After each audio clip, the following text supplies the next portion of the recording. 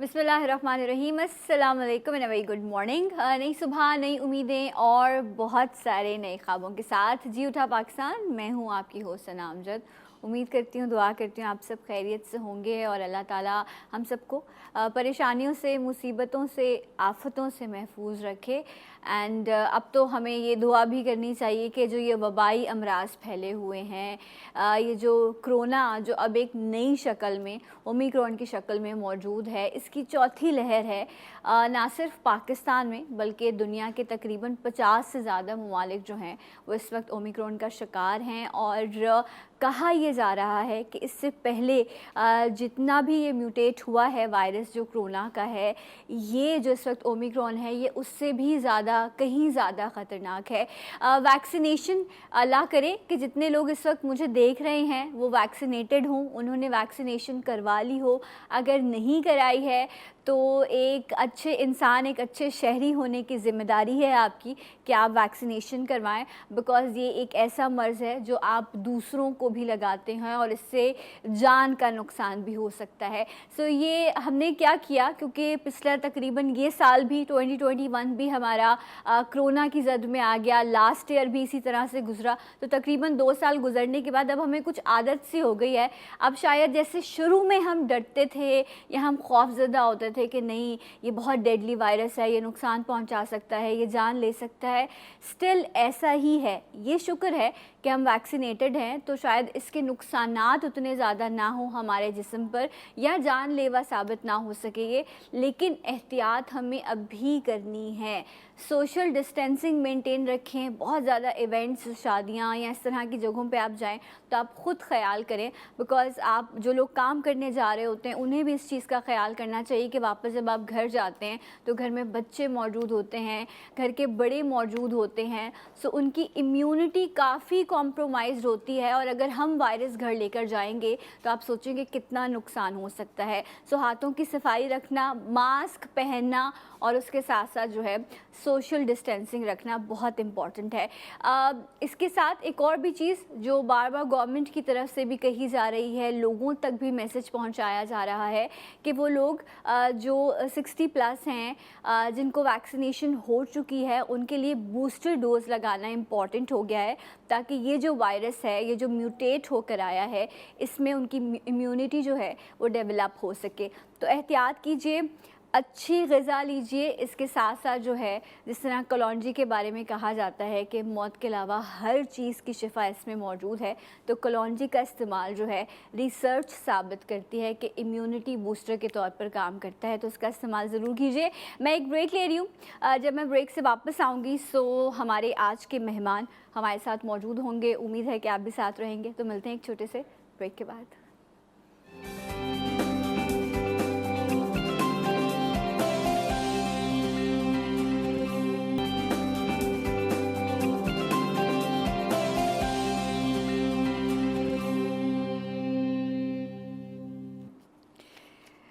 Once again welcome back. जी उठा पाकिस्तान में नाज़रीन आप सबको खुश आमदीद कहते हैं। और ब्रेक पर जाने से पहले अभी हम बात कर रहे थे कि कोरोना ने ज़िंदगी का ज़ाविया तब्दील कर दिया। एंड बहुत सारे लोग ऐसे हैं जिन्होंने इसकी वजह से बहुत ज़्यादा सफ़र किया, लेकिन ऐसा भी हुआ कि बहुत सारे लोग ऐसे भी सामने आए जो दर्द दिल रखते थे, जो इंसानी हमदर्दी रखते थे, और उन्होंने ये सोचा कि ये जो भी कुछ हमारे पास है ये अल्लाह का दिया हुआ है, और इस वक्त जब इस तरह की आफत, इस तरह की परेशानी मौजूद है तो लोगों की मदद करना जो है ये एक कार खैर होगा और अल्लाह को ये अमल बहुत पसंद आएगा।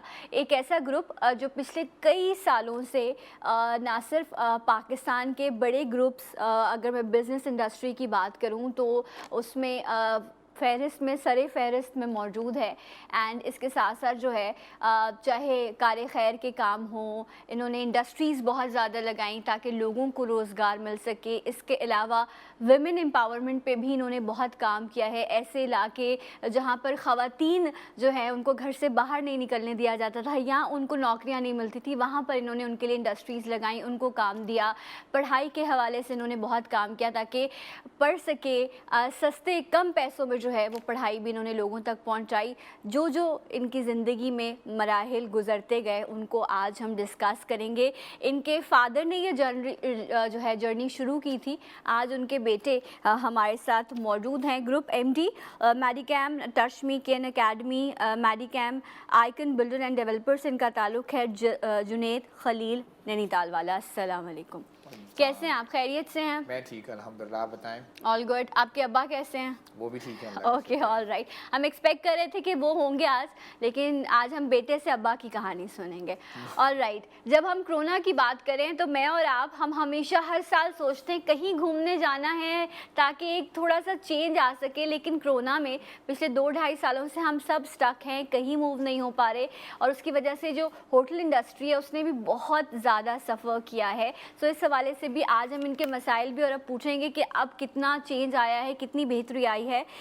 ताल्लुक़ है इनका बीच लग्जरी होटल से। जनरल मैनेजर हैं सैयद काशिफ रिजवी। अस्सलाम वालेकुम एंड वेरी गुड मॉर्निंग। कैसे हैं आप काशिफ? गुड मॉर्निंग, अल्लाह का शुक्र से हैं आप? खैरियत से? बिल्कुल। All right, thank you so much for coming आप दोनों मेहमानों का।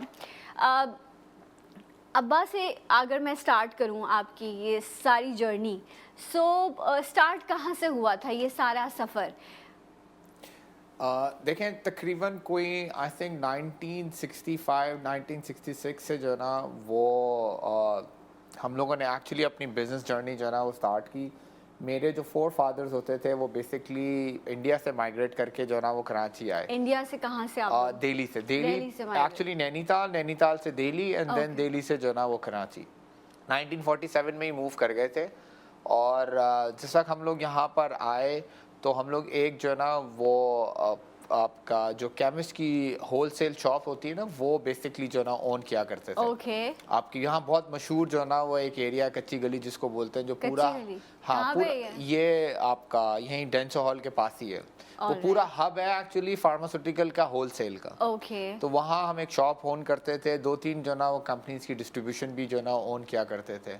Then my father decided कि कब तक किसी और का काम किया जाए, why don't we start our own manufacturing system। तो I think 1968 1969 के अंदर जो है ना उन्होंने पहली जो है ना वो एक अमेरिकन फर्म थी उनसे जो है ना वो फ्रेंचाइज लेके पाकिस्तान के अंदर उसकी जो है ना वो मैन्युफैक्चरिंग जो है ना शुरू की, चासे मेंडोज़ा के नाम से जो है ना वो। देन ये दिस जर्नी कंटिन्यू चलती रही। देन चासे मेंडोज़ा से फिर कंज्यूमर में आए, टचमी पहले लॉन्च किया, उसके बाद फिर मेडिकेम लॉन्च किया, फिर 1996 के अंदर ब्रिटिश एक बेस। और एक टाइम तक आपकी इन प्रोडक्ट्स का कोई कॉम्पिटिटर भी नहीं रहा, जिस तरह की अभी भी इनफैक्ट जो आपका लॉयल कस्टमर है वो आपकी प्रोडक्ट्स को यूज़ करता है। तो ये जो एक कनेक्शन था अपने कस्टमर के साथ वो बड़ा स्ट्रॉन्ग रहा, वो बॉन्डिंग बड़ी अच्छी रही आप लोगों की। देखिए, हमेशा से जो बेसिकली मेडिकेम ग्रुप का जो फोकस रहा है ना वो क्वालिटी प्रोडक्ट्स के ऊपर ही रहा है। अगर आप क्वालिटी में कॉम्प्रोमाइज़ नहीं करेंगे तो आपका जो कस्टमर है ना वो राइट टू लेफ्ट नहीं होगा। क्योंकि आप शॉर्टकट जो ना ढूंढने, हम लोगों ने कभी एक्चुअली शॉर्टकट नहीं ढूंढा। हमेशा हम लोगों ने कोशिश ये की है कि जो हम प्रॉमिसेस करें वही जो ना हम डिलीवर करें। All right, great. मज़ीद फिर आगे चीज़ें कैसे बढ़ी ये भी हम जानेंगे। काशिफ भी हमारे साथ हैं। काशिफ, कितना सफ़र किया है होटल इंडस्ट्री ने इस कोरोना में 2021-2020 में? देखें सना, अगर इफ़ेक्ट करने की बात की जाए तो बेसिकली इस पूरे सिनेरियो के अंदर हर कोई इफ़ेक्टेड हुआ, लेकिन 2 इंडस्ट्रीज़ जो सबसे ज़्यादा इफ़ेक्टेड इसमें हुई वो एक होटल इंडस्ट्री थी और दूसरी जो है वो एविएशन इंडस्ट्री थी। बिकॉज जब कोरोना आया है तो गेस्टों की मूवमेंट हर तरफ फ्रीज़ हो गई बिल्कुल। लोकल बिजनेस जो था उसकी ट्रैवलिंग जो है वो भी बिल्कुल ना होने के बराबर हो गई। थिंग्स लॉकडाउन की तरफ चले गए। उसकी वजह से क्या हुआ कि हमें सस्टेनेबिलिटी में डिफ़िकल्टीज़ जो है वो आने लगी और बहुत सी कंपनीज ऐसी हैं, रेस्टोरेंट्स ऐसे हैं, होटल ऐसे हैं जो कि क्लोज हो गए। बहुत से ने लोगों को ले ऑफ कर दिया। But I must say and I really feel proud of it कि अवारी ग्रुप ऑफ होटल्स ने इस पूरे टेन्योर के दौरान हमारे पास सिंगल ले ऑफ भी नहीं है, जो कि एक बहुत बड़ी बात है। ना ही कोई सिंगल ले ऑफ है, ना ही कोई पेंडिंग एरियर्स हैं किसी के सैलरीज के अगेंस्ट या और बेनिफिट्स के अगेंस्ट।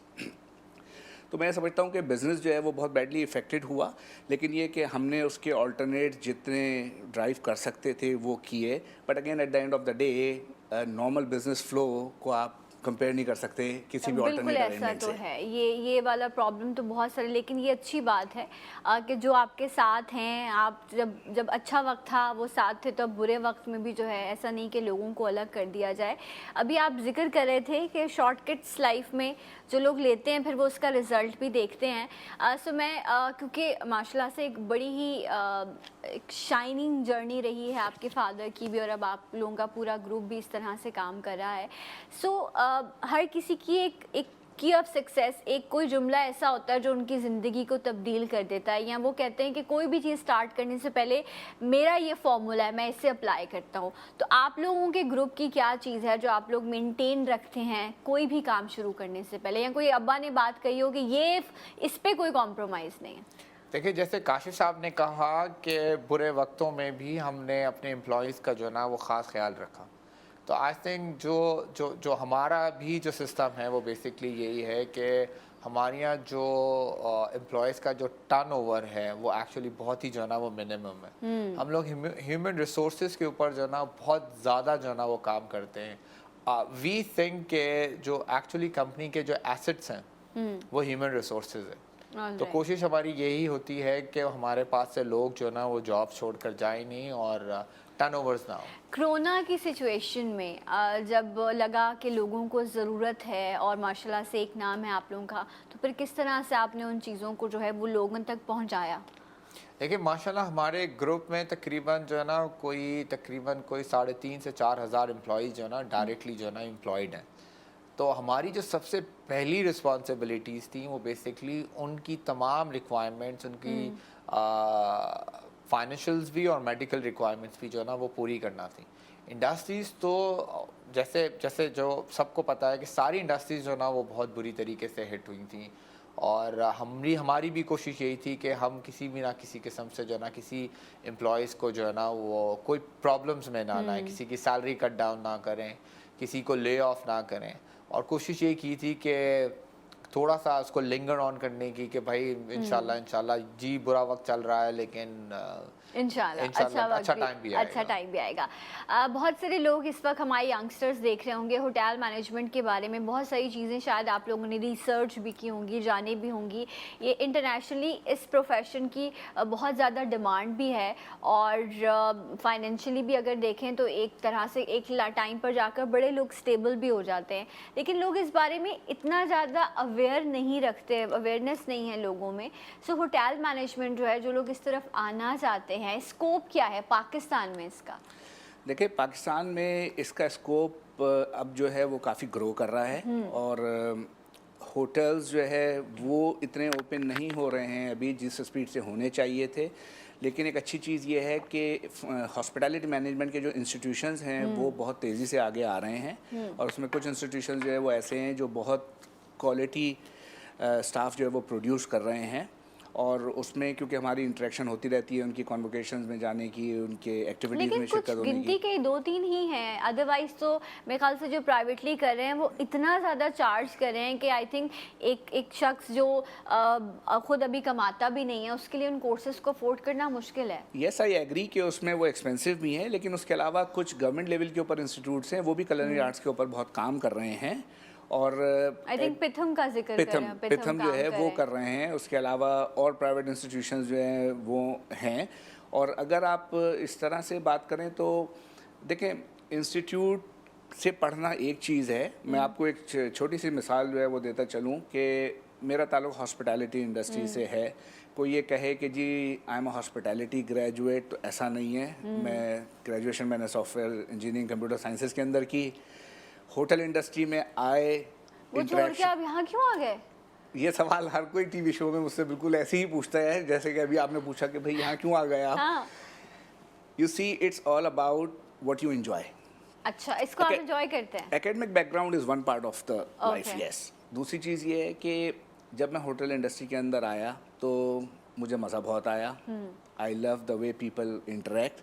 और जो चैलेंजेस आपको ऑन द स्पॉट हैंडल करने पड़ते हैं, this is the best part of this entire association, कि आपको पता नहीं होता कि आगे वाला गेस्ट जो है वो आपसे क्या सवाल करेगा and what the solution you have to give. और आजकल की मॉडर्न वर्ल्ड में you know that guest is always right and we have to find a solution for the guest. और इसी तरह boss is always right. So ये तो है, हर इंडस्ट्री में ये फिक्स फॉर्मूला है जिसे आपको फॉलो करना पड़ता है। आज ये बताइए भी, जिस तरह से इन्होंने भी कहा कि किसी भी शख्स से जब आप बात करते हैं तो उसकी एक स्ट्रगल होती है, एक लाइफ स्टोरी होती है, लेकिन हमारे जो आज की यूथ है, जो हमारा आज का यंगस्टर है, वो कहता है मैं जाऊं और मुझे एसी लगा हुआ है एक रूम मिल जाए जहां मुझे कुर्सी पर जाकर बैठना हो।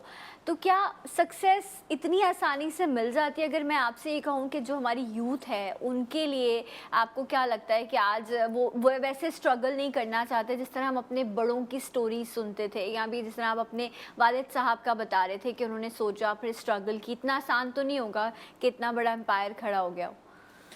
देखिए एक्चुअली प्रॉब्लम जो है ना वो थोड़ी सी हमारी इन्वायरमेंट की बहुत ज़्यादा है। हमारे यहाँ हर चीज़ जो है ना, ख़ास तौर पे पाकिस्तान के अंदर हर आदमी हर चीज़ हर लेवल के ऊपर, चाहे वो A+ कम्युनिटी से ताल्लुक़ रखता हो या B से या किसी जगह से भी, सबको जो है ना हर काम जो है ना वो जल्दी करना है और इंस्टेंट जो है ना वो रिजल्ट चाहिए।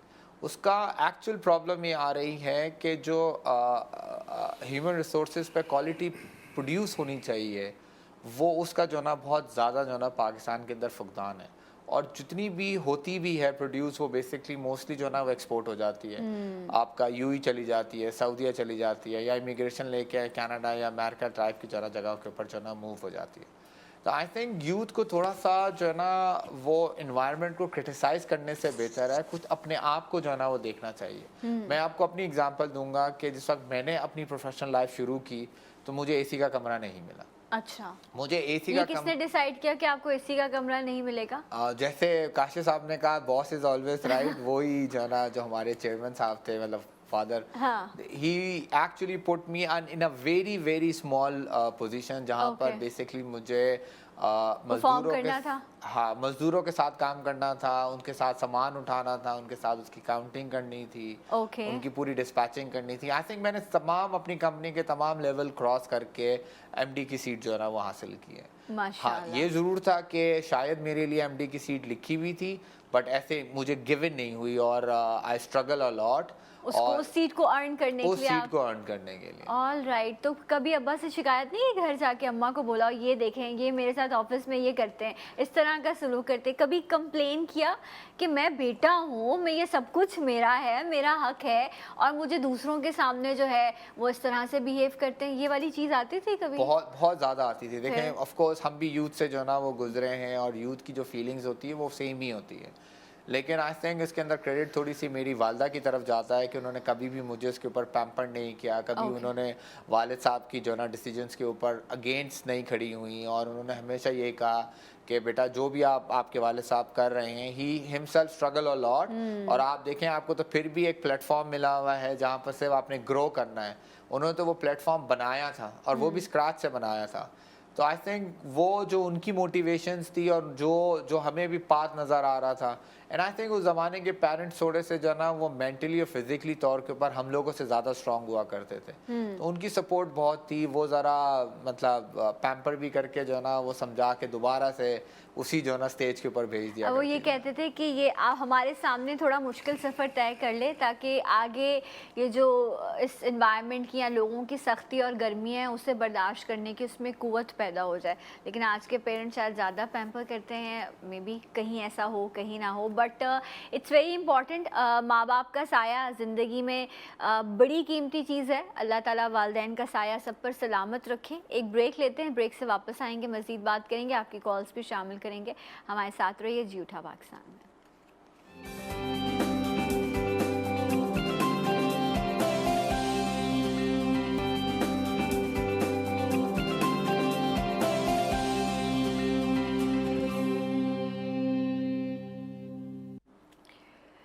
जी नाज़रीन, एक बार फिर से आप सबको प्रोग्राम में खुशामदीद कहते हैं। एंड आज हमारे साथ क्योंकि हम जब कोरोना की सिचुएशन की बात करते हैं तो उसके बाद बहुत सारी चीज़ें चेंज हुई, माइंडसेट भी चेंज हुए, कुछ हकीकतें भी सामने आई।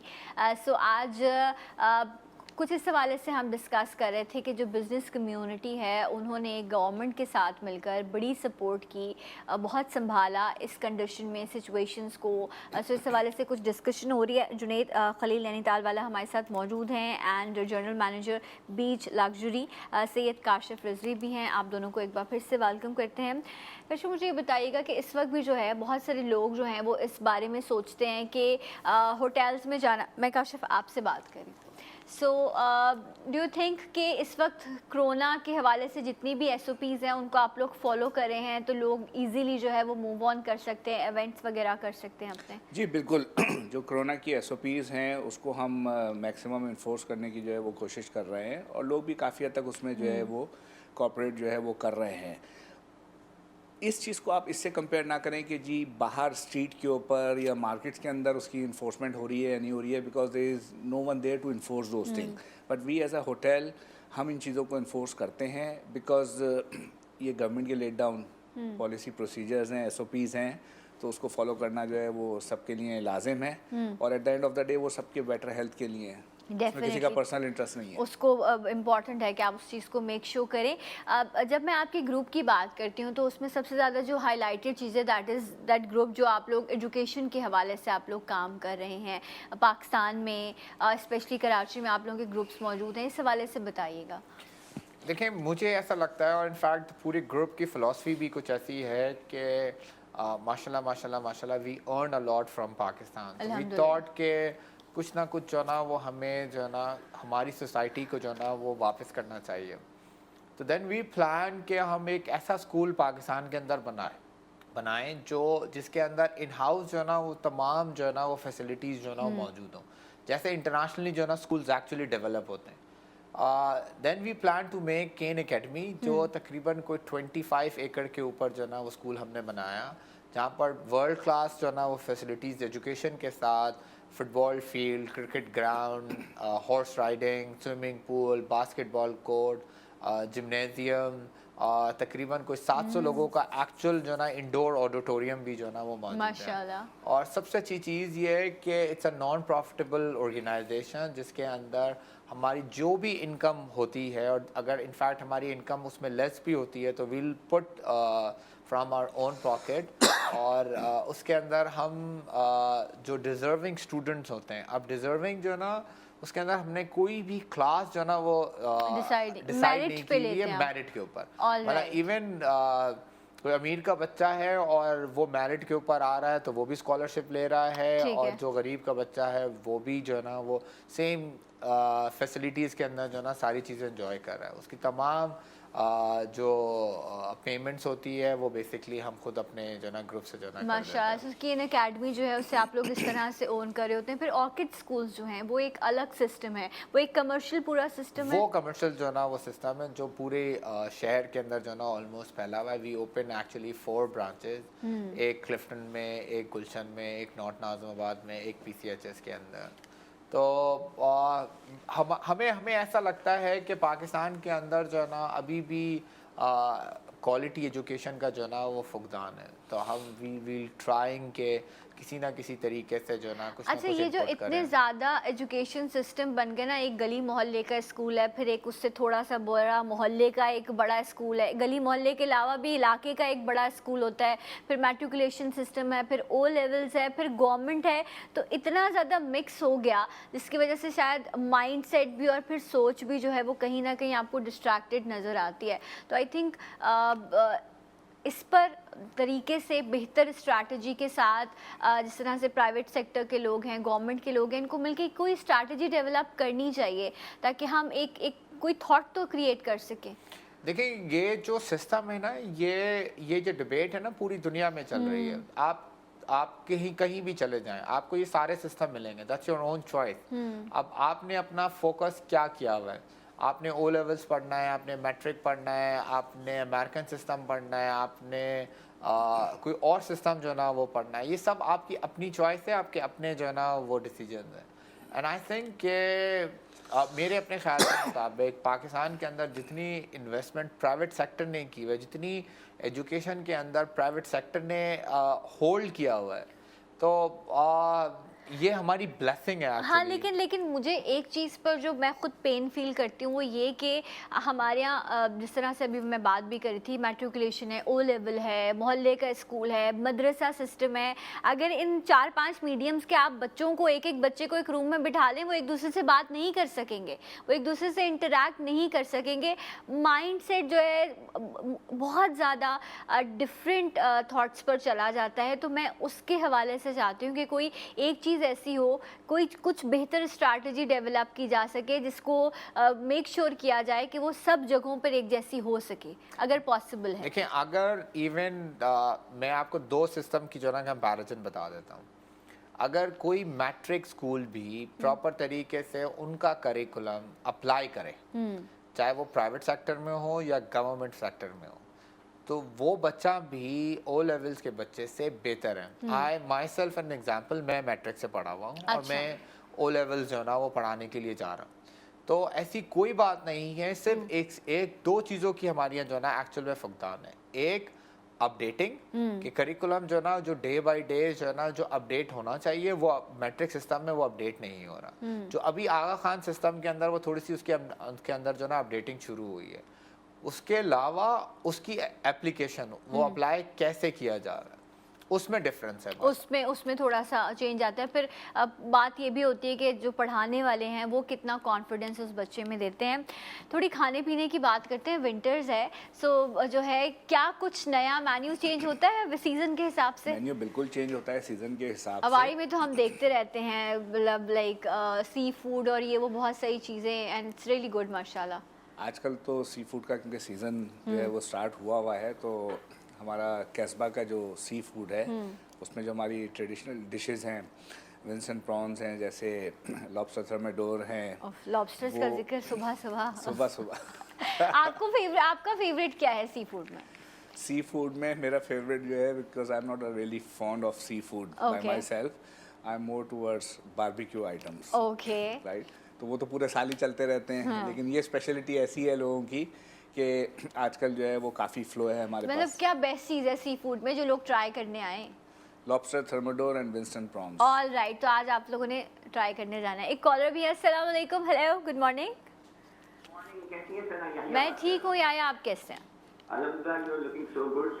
Thank you. अच्छा, एक तक के दोनों मौजूद मेहमानों को सलाम हो। वालेकुम अस्सलाम। देखिए, आपने बहुत मतलब ऑनरेबल गेस्ट के बुलाए हैं, क्योंकि देखें ये जो खलील नैनीताल वाला साहब है, इनकी बड़ी खिदमत है। बिजनेस तो सभी करते हैं, देखिए बिजनेस करने का अंदाज होता है, लोग करते हैं, लेकिन कुछ माशरे के लिए भी सोशल वर्क करना ही इंसान को जिंदा जावेद रखता है। बेशक है। तो पहले तो जुनैद भाई को बहुत सलाम हो। जुनैद भाई का मतलब इनकी प्रोडक्ट तो इतनी मशहूर है कि उसको मतलब वो एक बहुत है ज्यादा।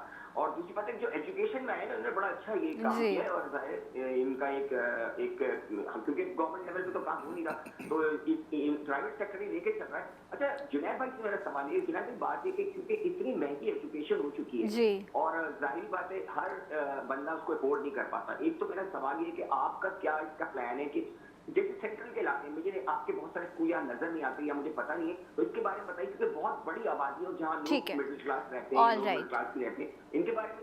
दूसरा, जो काशिफ भाई इनसे बीच लग्जरी जो होटल है ना, इतना क्लासिक है कि आपको पता है, मुझे अपने फादर की याद आती है to go there.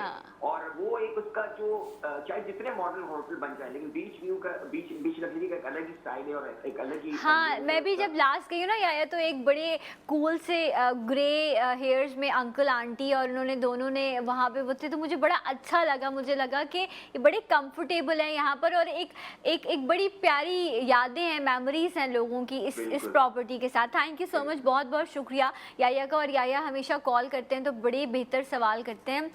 This is very true कि गवर्नमेंट में जो पढ़ाई हो रही है वो हम सब जानते हैं, लेकिन एक टाइम ऐसा भी था वो टाट से पढ़े हुए लोगों ने पाकिस्तान का नाम रोशन किया, लेकिन आज शायद वो पढ़ाने वाले वैसे मौजूद नहीं हैं। लेकिन पढ़ाई इतनी महंगी है कि एक शख्स पूरा महीना मेहनत करने के बाद भी उसके लिए बहुत मुश्किल हो जाता है कि घर का किराया दे, बच्चों को पढ़ाए। तो इस हवाले से आप लोगों का कुछ प्लान है फ्यूचर में? देखें, एक्चुअली इनके दो सवाल हैं। पहली कि पढ़ाई महंगी है और दूसरी हम क्या कर रहे हैं। देखें, पढ़ाई सिर्फ पढ़ाई महंगी नहीं है, हर चीज़ महंगी हो गई है। बिल्कुल। एक दूसरी चीज़ ये कि देखें जब प्राइवेट सेक्टर एजुकेशन के ऊपर काम कर रहा है तो उसके ऊपर गवर्नमेंट की कोई हमें सपोर्ट हासिल नहीं है। अगर हमारे यहाँ आप कराची को देखें तो हमारे यहाँ जो लैंड वैल्यू है वो इतनी ज़्यादा है कि वहाँ पर अगर आप रेंट के ऊपर या इवन अपनी पर्सनल इन्वेस्टमेंट भी करने के लिए जाते हैं तो it's a very high. Plus जो आजकल जो टीचर्स की, जैसे आपने स्टार्ट किया कि आजकल वो टीचर्स पढ़ाने वाले ऐसे नहीं हैं, देखिए वो भी पूरे कमर्शियल माइंडेड हैं, वो भी जो है ना वो अपने आवर टू आवर जो है ना वो पैसे जो है ना वो चार्ज करते हैं। बट एक अच्छी चीज़ ये है कि देखें एजुकेशन के अंदर आपके पास वैरायटी मौजूद है। आपके पास 2000-3000 से लेके 30,000 40,000 तक के जो है ना पर मंथ के स्कूल जो है ना मौजूद हैं। इट्स योर चॉइस कि आप इसके अंदर जाके क्या चीज़ पिक करें। लेकिन आपको लगता है कि जो चीज़ इतना महंगा बच्चे को पढ़ाई कराने के बावजूद भी कुछ ऐसी चीज़ है जो आज भी मिसिंग है, इतना सब कुछ खर्च करने के बाद भी जो है वो बच्चे में वो क्रिएटिविटी या वो सोच डेवलप नहीं कर पा रहे हम। स्पोर्ट्स जो फिजिकल मिसिंग है। देखें आप जो हमारे यहाँ सिस्टम डेवलप हुआ है, वो जो स्कूल डेवलप हुए हैं वो 4 दीवारियों में जो है ना स्कूल डेवलप हुए हैं, और जहाँ पर आपकी एक्चुअल में ग्रोथ होती है, जहाँ पर आपका ब्रेन ग्रो करता है, वो 4 दीवारियाँ नहीं होती। उसके अंदर आपके लिए ग्राउंड्स होने चाहिए, आपके पास फिजिकल एक्टिविटीज होनी चाहिए एंड डिफरेंट करिकुलम एक्टिविटीज़ जो हैं ये बड़ा हेल्प करती हैं। जिस तरह अभी ये बता रहे थे कि केन अकेडमी में और बहुत सारी चीज़ें मौजूद हैं। ज़रूरी नहीं कि हर बच्चा ए ग्रेड स्टूडेंट हो सकता है वो किसी और फील्ड में जो है वो बहुत माहिर हो, वो उसमें नाम रोशन कर सकता हो। तो आप स्टडीज़ के साथ बच्चे को फिजिकल एक्टिविटीज़ या डिफरेंट जो है वो उसको ऑप्शन ज़रूर दें ताकि उसको ग्रो करने में या क्रिएटिविटी उसकी जो है वो खुल के सामने आ सके। Thank you so much Kashif साहब, बहुत बहुत शुक्रिया कि आप आए, एंड आपका भी बहुत शुक्रिया। जुनैद खलील नैनीताल वाला, बहुत काम किया है इन्होंने माशाल्लाह से पाकिस्तान के लिए, and wish you all the best. इसी तरह आप लोग काम भी करते रहें। सो मैं आपसे इजाज़त लूँगी, इंशाल्लाह मिलूँगी कल। अपना बहुत ख्याल रखिएगा। जाते जाते एक आवाज़ और एक नारा, पाकिस्तान जिंदाबाद।